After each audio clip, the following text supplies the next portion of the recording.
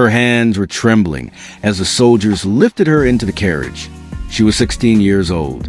Court records remember her as Consort Han, one of the Korean tribute women sent into the Ming Palace, and she had just been handed over to the Emperor of China. Her mother wept as she signed the document. She couldn't write, so she used an ink mark. One less daughter to feed, one less mouth in times of famine. Han traveled for weeks in a sealed carriage alongside 15 other Korean maidens. They couldn't look outside. They couldn't speak to each other. One girl who tried to escape was brought back with her hand crushed. She died of infection days later. Her body was left at the side of the road. The others learned the lesson. Resistance was not an option. When the gates of the Forbidden City closed behind her, Han discovered that serving the Son of Heaven had nothing to do with honor. She would live 16 years inside those walls. She would watch an entire harem disappear in a single night. She would beg to see her mother one last time, and she would die in white silk. Subscribe if you're new, and leave a like if you want us to keep unearthing these stories, because what comes next is worse. Han's story began the way tens of thousands of others did, with a system designed to harvest young women like crops. When people think of Chinese imperial concubines, they imagine something elegant, beautiful women in embroidered silks writing poetry. A life of luxury serving the most powerful man in Asia. That image is propaganda. The imperial concubine system existed for over 2,000 years. During that time, tens of thousands of women disappear behind the red walls of the Forbidden City. And what most people don't understand is this. Concubines were not wives. They weren't considered human under imperial law. They were classified as precious objects, literally equated to porcelain vases. Every 3 years, imperial officials traveled to the provinces in what they called the Shenu selection. Sounds elegant. Don't be fooled. It wasn't an audition. It was a forced harvest. During the Ming Dynasty, no family was exempt. All unmarried young women of eligible age had to be presented. Hiding a daughter was a crime punishable by death for the entire family. Candidates were inspected by eunuchs and palace physicians. They checked every inch of their bodies for imperfections, birthmarks, scars. Any defect disqualified them. Those who passed were taken. Families received minimal compensation, but refusing the money meant admitting treason against the emperor. The system didn't need to kidnap. Poverty did the job. And what happened to the families left behind? Most never heard from their daughters again. Letters were forbidden. Visits were impossible. Occasionally, if a concubine rose to high rank, her family might receive a small stipend. But for the vast majority, their daughters simply vanished into the red walls. Some families held funeral for daughters who were still alive because they understood the truth. The girl they raised was already gone. Han arrived in China as part of a different tribute. Korea sent women to the Ming Empire as part of diplomatic agreements. Between 1408 and 1435, more than 100 Korean women were sent to the Forbidden City, not as visitors, as property. The day Han crossed the palace gates, she ceased to exist as a person. She became a number, a possession of the Son of Heaven. But before she could serve, she had to be broken. The selected women didn't go directly to the harem. First, they went through what the eunuchs call refinement, a process that could last between 6 months and 2 years. The first phase was identity destruction. They cut their hair, a sign of dishonor in Chinese culture. Their names were replaced with numbers or generic titles. They were forbidden to speak of their families. Mentioning their mother resulted in physical punishment. Any personal possession from home was confiscated and burned. The women slept in barracks, 20 to a room. They were woken before dawn. They went to sleep after midnight. For months, they existed in a state of exhaustion, so complete that resistance became physically impossible. The second phase was submission training. The women learned dozens of different ways to bow. They practiced 8 hours a day. If a bow was poorly executed, they were beaten with bamboo rods on their legs. Many carried those scars until death. They learned to walk without making noise, to keep their gaze lowered, to respond without being asked, to exist without taking up space, to smile when they want to scream. One training manual from the Qing dynasty lists 47 different rules for how to stand in the emperor's presence. 47 ways to exist in a single moment. Violation of any rule meant punishment. The third phase was preparation to serve the emperor. I won't go into graphic details, but historical documents describe a systematic process designed to eliminate any physical or psychological resistance. The women were examined monthly.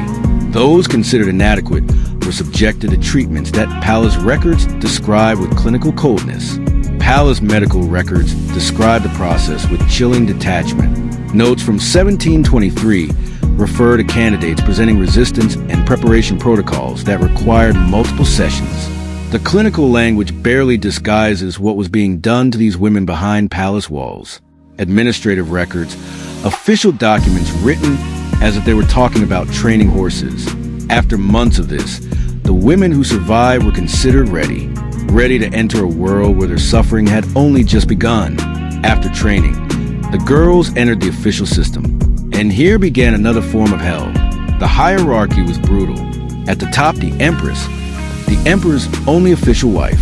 Below her, the imperial consorts. Then high-ranking concubines divided into multiple levels.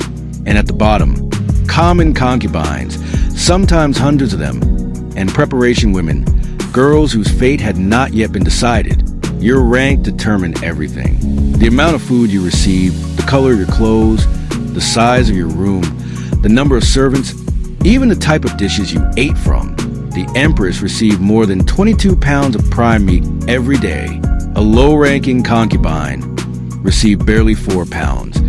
And often not even that, because provisions were stolen by corrupt eunuchs before reaching the kitchens. Many low-ranking concubines suffered from malnutrition. Their teeth fell out, their hair thinned. They aged decades and years, and the cruelest irony, their declining appearance made them even when less likely to be summoned. It was a downward spiral designed into the system. The emperor didn't visit his concubines. They were summoned. Every night, a eunuch presented the emperor with wooden tablets bearing the names and portraits of available women. The emperor pointed to one, and then the ritual began. The chosen concubine was taken to the bathing palace. Female eunuchs bathed and prepared her, but they didn't dress her again. They wrapped her in a silk blanket like a package, only her face visible. Why? Because a clothed woman could hide a weapon. 2 eunuchs carried her to the imperial chambers. They unrolled the blanket at the foot of the bed, and the concubine, without any clothing, had to crawl toward the emperor without raising her eyes. And here's what almost no one knows. A chief eunuch remained in the room throughout the entire encounter, behind a screen, but present. His job was to keep time. After exactly 30 minutes, he announced loudly, "Time to preserve the golden essence of the Son of Heaven." The emperor had to finish immediately. If he didn't finish in time, the eunuch would enter and physically remove the concubine. After each encounter, the woman was examined by an imperial physician who recorded every detail. Why? Because if she became pregnant, there needed to be absolute proof that the child was the emperor's.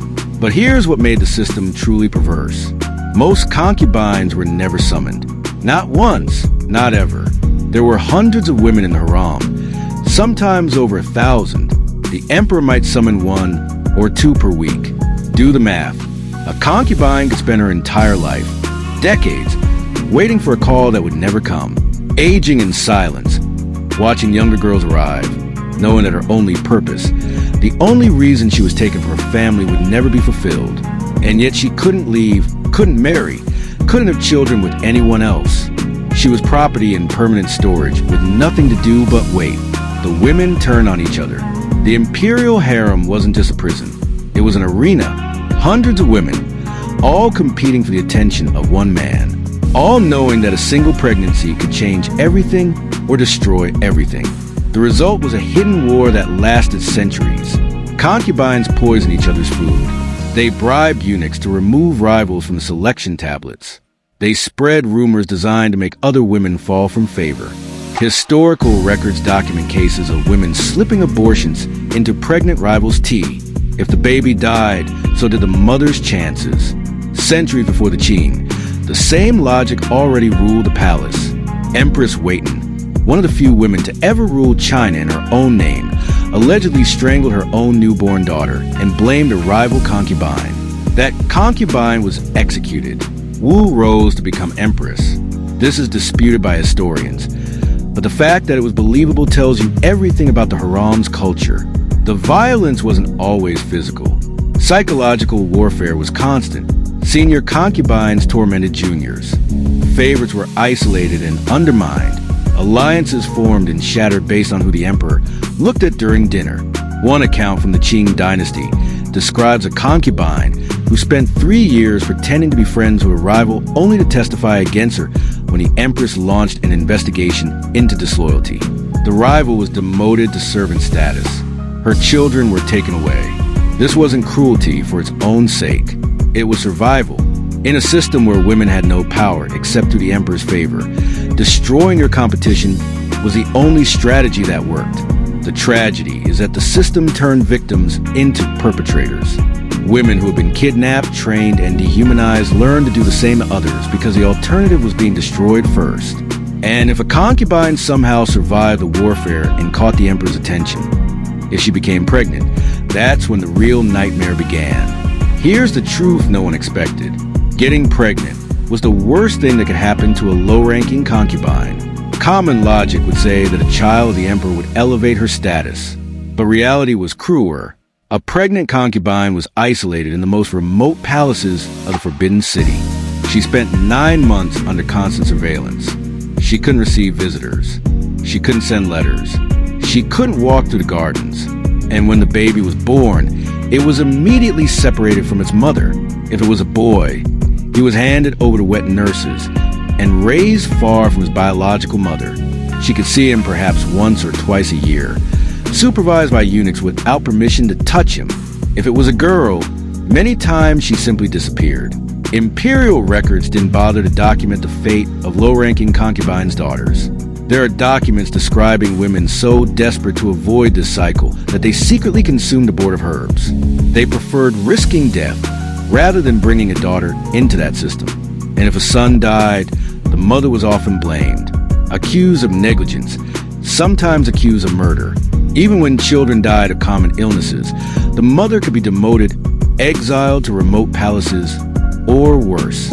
One concubine during the Qing dynasty lost 3 children to smallpox. She was accused of having poisoned karma and spent her remaining 40 years confined to a single room, forbidden from seeing any other member of the imperial family. Her crime was burying her children. Her punishment was dying alone. But as cruel as daily life in harem was, nothing prepared the women for what happened in 1421. In 1421, Emperor Yonggul had just inaugurated the Forbidden City. It was the peak of his power. And then a rumor destroyed thousands of lives. One of the emperor's favorite concubines was found dead. Officially, she was declared poisoned. But rumors said something else. They said she had taken her own life after an affair with a palace eunuch, and that the reason was the emperor's impotence. Yonggul went mad, humiliated, paranoid. He ordered an investigation, but he wasn't seeking justice. He was seeking to silence everyone who might know the rumor. In a single night, 2,800 women of the harem were executed. Not just concubines, also servants, cooks, lauresses, any woman who might have heard something. The method was death by 1,000 cuts, a form of execution designed to prolong suffering. The executioners were told to make it last. Some victims took hours to die. The screaming could be heard throughout the palace complex. Girls as young as 12 were included in the massacre. Women who had served the palace for decades. Pregnant concubines. It didn't matter. Anyone who might have known, anyone who might have talked. By dawn, the courtyards had to be washed with buckets of water carried from the palace wells. The same wells where in later years, so many women would choose to end their own. Warsaw lives. There is no official record of this event in imperial documents. The Ming court erased it from history, but the testimony of Lady Kuei survived.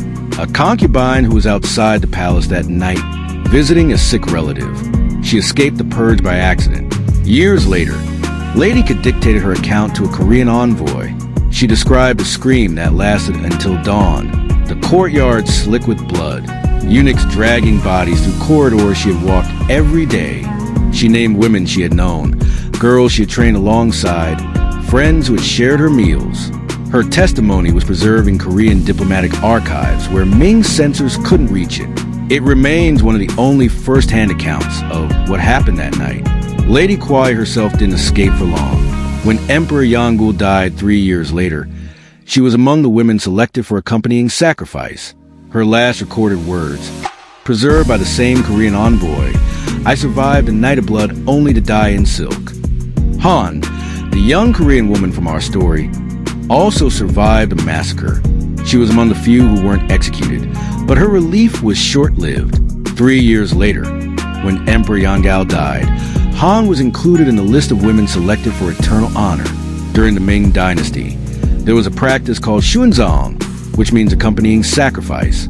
When an emperor died, his favorite concubines were buried with him alive.